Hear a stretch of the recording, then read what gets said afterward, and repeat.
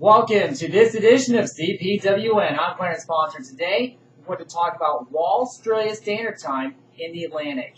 In the old days of the fancy country of Waustralia, it was placed in a fake halo ring where the westernmost states were established in the mid-1980s and the easternmost established states were in the early 1990s on the east end of that halo. And that was where Waustralia was placed. So Australia would be placed on planet Earth, for example, it would be in the Eastern Hemisphere.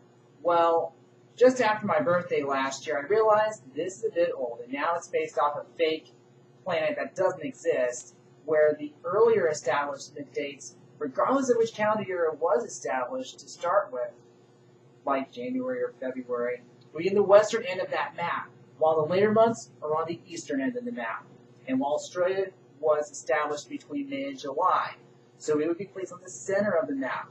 So let's place this on planet Earth. What would have it looked like? What would have been placed? Well, Waustralia would be placed in the East Atlantic Ocean and the northern part of Africa. Notice it is now much, much bigger, much, much wider, and multiple time zones have to be observed. So, do you live in a Waustralian time zone?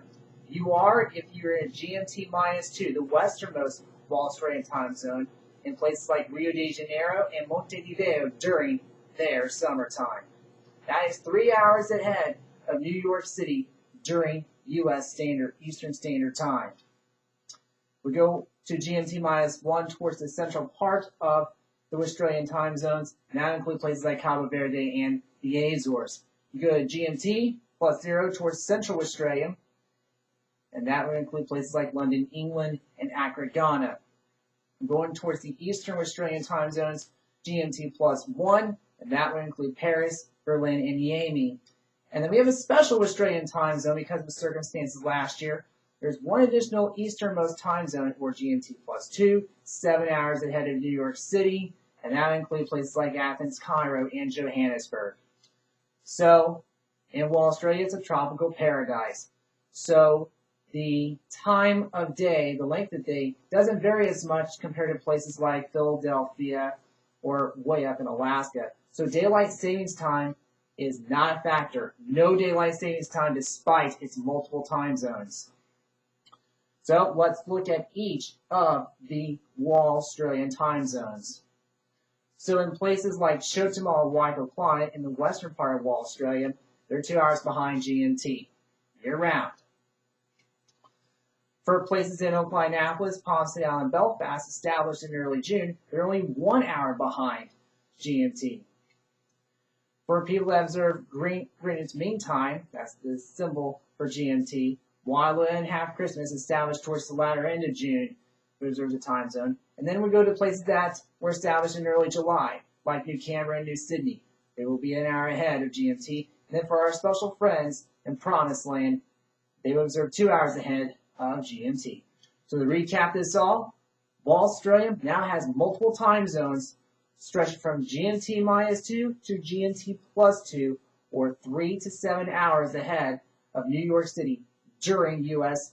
Eastern Standard Time. And Waustralia would be placed in the Eastern Atlantic Ocean in the northern parts of Africa if it would be placed on planet Earth. So that will conclude the presentation. Acknowledge Google Earth for providing the map of where Australia would have been placed on planet Earth. So if you want more additional resources in this account, head over to the WSNC.com. There's exclusive content I won't explain in any YouTube video.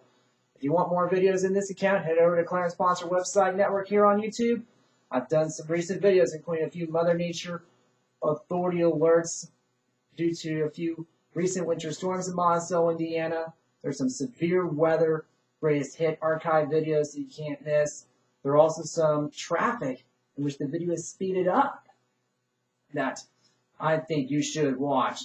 You want to tweet, you can use the @ClarencePonsler.